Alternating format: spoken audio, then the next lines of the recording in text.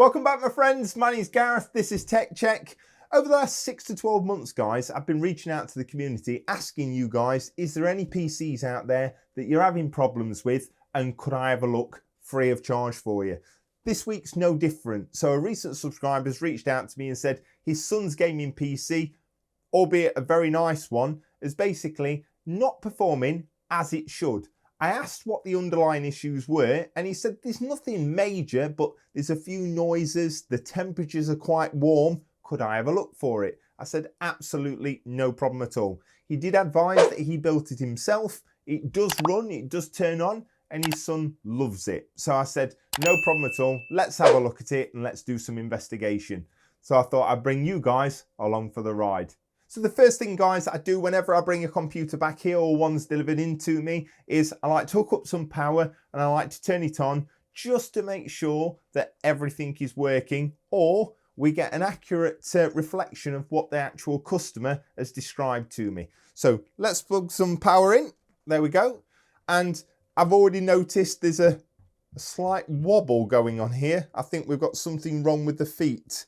So just a brief quick outline of what's actually in here, guys, and bearing in mind this is an 11-year-old computer.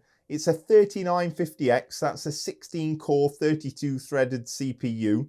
It's an RTX 3070 with 32 gigs worth of RAM and a 1 terabyte PCIe Gen 4 NVMe drive, all housed in this Fantex Evolve X case, which, yeah, I wish I had this when I was 11-year-old, put it that way. So I want to see if we can get it up and running as it should do. And is there anything that's kind of sticking out? And yeah, let's take a look now. So let's plug some power in. Let's give it a switch on. So what I can see straight off the bat, guys, obviously we've got this unwanted wobble here. So I think there is something wrong with the feet, which we'll have a look at later on. Nothing major there. Inside, I can see 1, 2, 3, 4. I can see 5 of these up here 120mm fans. Now, straight off the bat, I can see that these front 2 fans down here are set as an exhaust rather than an intake. Now, that's not going to help the situation when it comes down to temperatures at all, because these 3 fans up here are all set as exhaust, and we've got no rear fan back here either. So essentially, there is no intake, so no fresh air being supplied to either the GPU or the CPU cooler. So essentially this CPU cooler, which is a 120mm Corsair all-in-one, is just regurgitating this warm air that's pumped out by this GPU inside the case. So what we'll do, guys, is we'll put the customer's PIN number in, we'll check whether he's running Windows 10 or Windows 11, we'll open Task Manager just to check the hardware installed is as he said.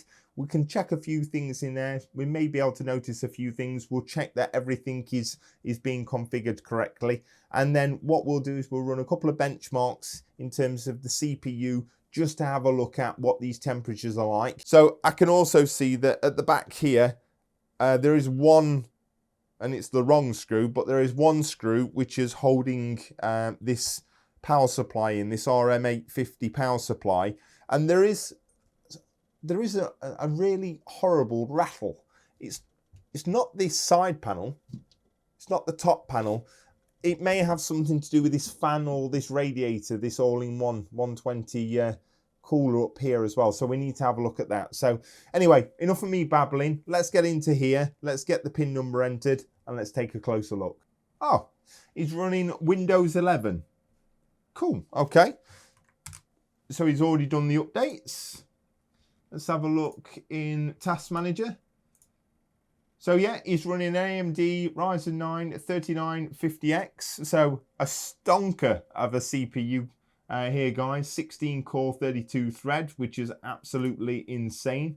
Very, very nice CPU. As you can see there, all 32 threads not being utilized, but are actually available.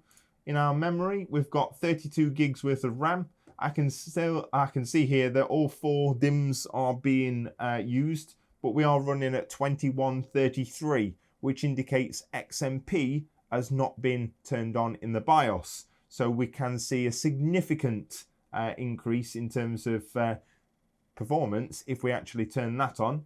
In terms of our GPU, Obviously it's not under load or anything at this moment in time. It's saying 21 degrees there, and it is an RTX 3070, which is absolutely fantastic.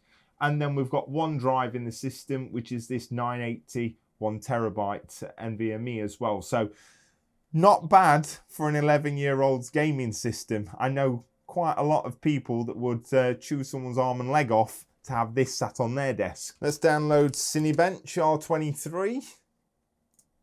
We'll get that downloaded so we can do some tests on the actual CPU. What I also like to do, guys, is download hardware monitor as well. It allows us to check the temperatures across multiple parts of the hardware that's installed in any system and gives you a very true reflection of where you currently are as well. What we're going to do, guys, is we're going to run a multi-core test on R23 Cine-bench just to see what these temperatures are like on this 16-core 32-threaded CPU on this 120, what sounds to be a problematic 120 all-in-one. The noises that are coming out of it aren't great. So let's do that now. And what will happen, guys, is this is going to run for 10 minutes. I won't bore you to death with that. We'll come back and we'll have a look at the mins and the maxes in terms of temperatures. But essentially, I can already see on the actual CPU, the max temperature already is 57, and this is rising constantly. So the results are in, guys. 76.4 degrees was our max temperature. So in actual fact, that all-in-one 120 cooler didn't perform any better than our stock AMD cooler.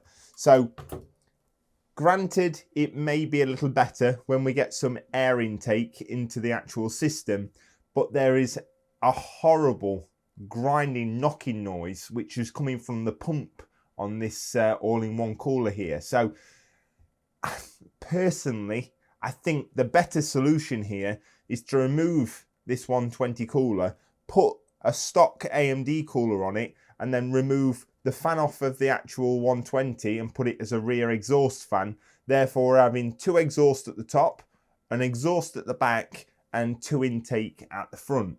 So that's what we're actually going to do, guys. I've got this right in my ear hole here, and all I can hear is this grinding, crunching. It sounds like the pump is really struggling or potentially on the way out, and that's not what you want, especially on a 16-core CPU.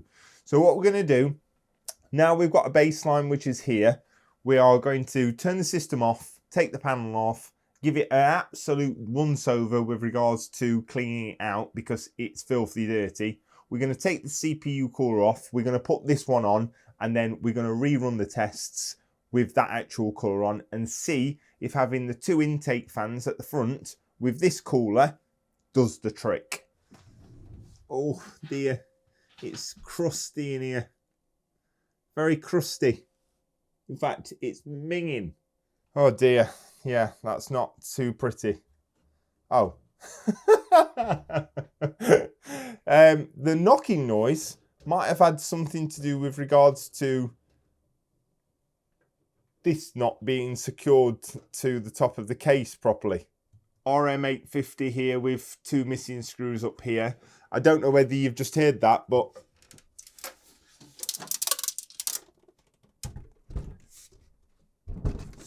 it sounded like a couple of the screws are in the basement down here, so we need to search for those.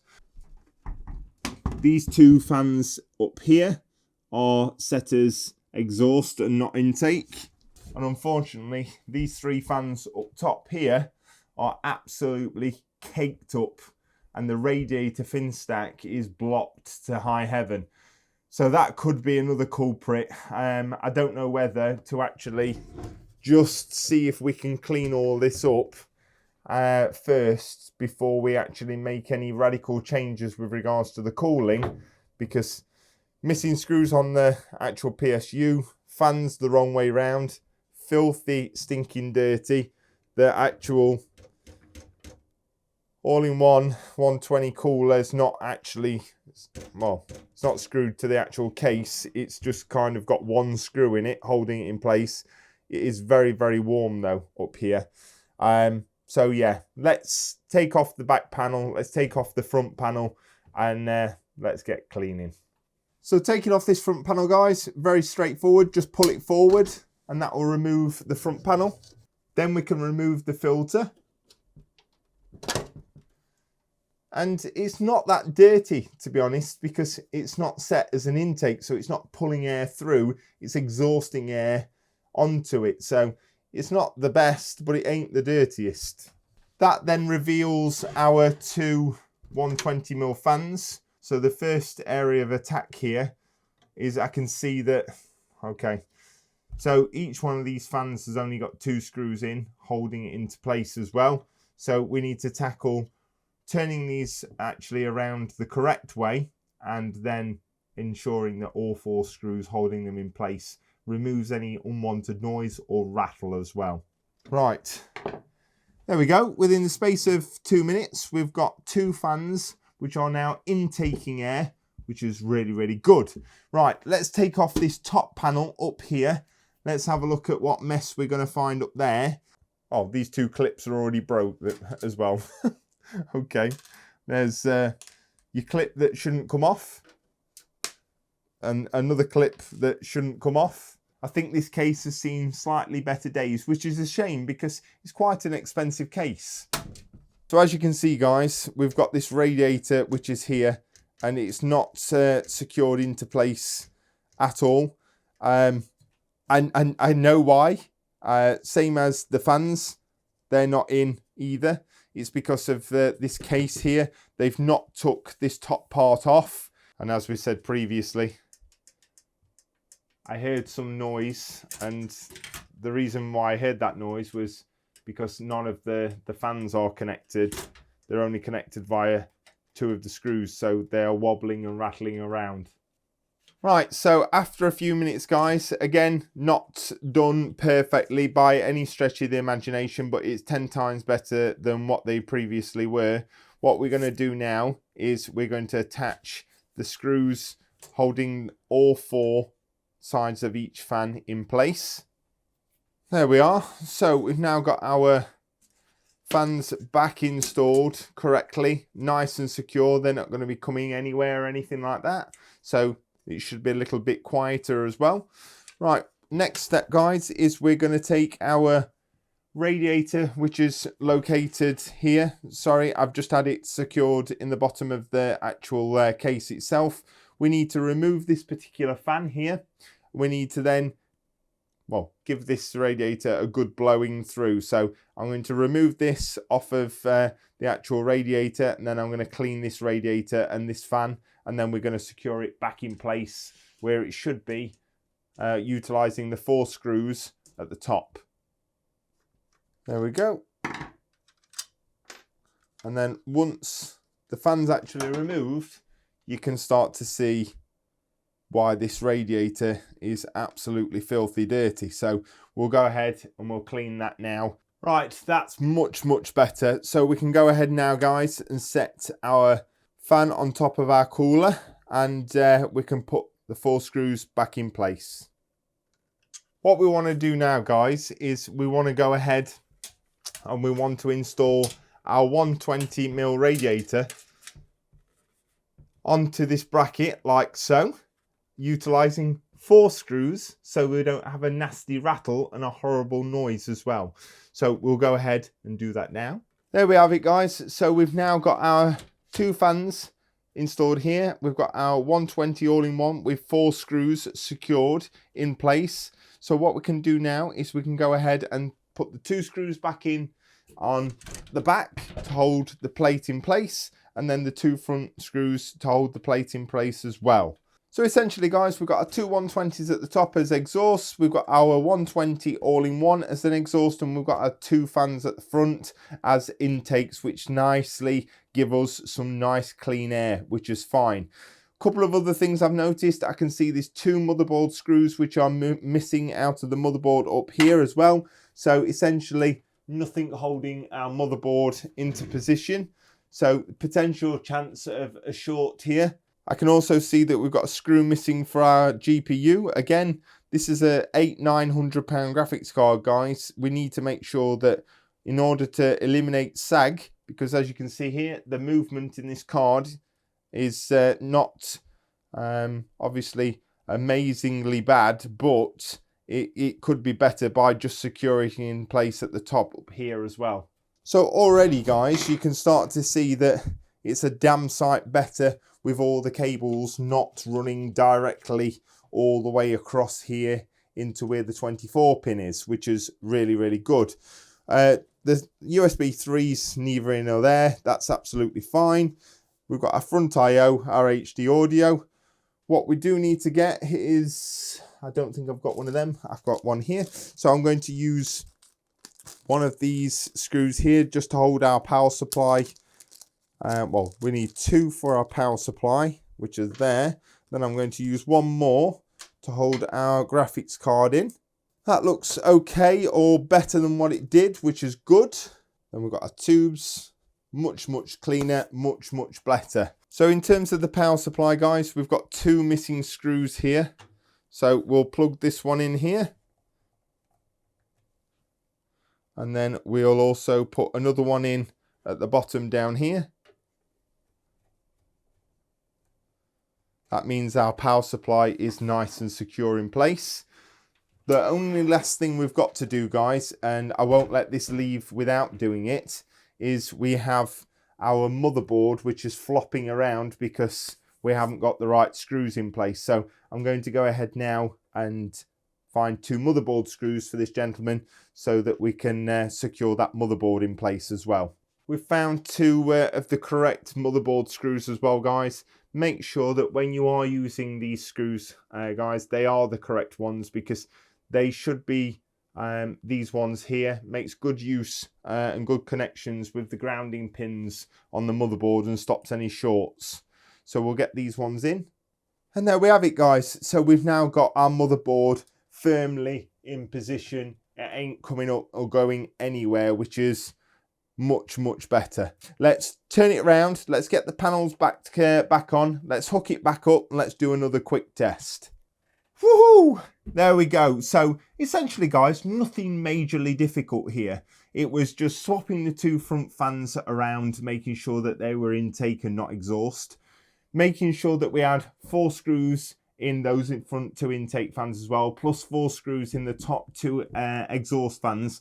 Unfortunately, the rattling and the horrible noise that I heard from this 120 radiator and all in one was due to the fact there was only 1 screw that was actually holding it in. And it's primarily due to the fact that probably the owner didn't know that you could take out the bracket and then push it in. He was trying to get to the screws and he just couldn't get to them when he'd installed it from the top of the case. Another example here is obviously only 2 screws in the power supply. And again, when you're moving or transporting any of these and that rattles around, could potentially cause problems. The only other slight thing was we only had 1 of the screws holding the graphics card in, but again, being the most expensive part in the actual build, you want to make sure that that particular piece of hardware is the most secure as well. So other than a brief clean, again, it didn't come in for a clean, but I couldn't let it go out looking like it did. It was not so nice. And as I said, in terms of dust and stuff like that, you can see it's all over the shop. So I need to give it a very, very good clean in here. But it's had a really good clean in terms of blowout inside. I've cleaned the fans round as well. The graphics card's been blown out. So everything should be fine there. There was nothing that was really terrible. I've tidied up the actual cables, so it's a little bit more pleasing to look at from the front. But enough said. What we're going to do, guys, is I'm going to hook up some power. We'll run the exact same CPU benchmark as we did previously, and hopefully we'll get a few degrees difference in terms of that. But I know now that the potential problem with regards to it just turning off was due to the fact that the motherboard wasn't secured down. It was missing 4 motherboard screws, guys. So if you are receiving any black screens or potential blue screens, guys, make sure that you are not missing any screws on your motherboard, because if it's basically grounding itself out and shorting, that's where your problem is. You can also receive a similar issue if you've got any cables which are exposed and grounding out on the case as well. So just keep an eye out for those ones there. But enough said, let's hook up some power. Let's run the CPU benchmark again. Now that we've got some intake, actual clean, cool air that's running into the case. And Let's see what the results show. So the magic of YouTube, 10 minutes later guys, and here we are. So max CPU was 75 degrees, which is 2 degrees less than what it was previously. And our score was 23,511. So having these two fans on the front has reduced it by a couple of degrees, nothing too drastic. And again, even cleaning it, I thought that we would get a few degrees better, but it may be the limitation of the 120 all-in-one cooler. But I can tell you now that not only does it sound a lot better because it's not rattling all over and screws missing here, there and everywhere, but it also looks better as well as performs better as well. So I'm hoping, guys, that you've took some value away from this. Whenever you're building these PCs, make sure that you have got intake coming from either the front or the bottom. Obviously hot air risers, so you want to have the top fans or the rear fans as exhausts as well. Make sure to clean out your computers as often as you can because you're spending your hard-earned cash. You don't want them to, well, basically malfunction or break down any earlier than what they already will. So guys, that's it from me. Have a great weekend. Take care. I'll see you in the next one.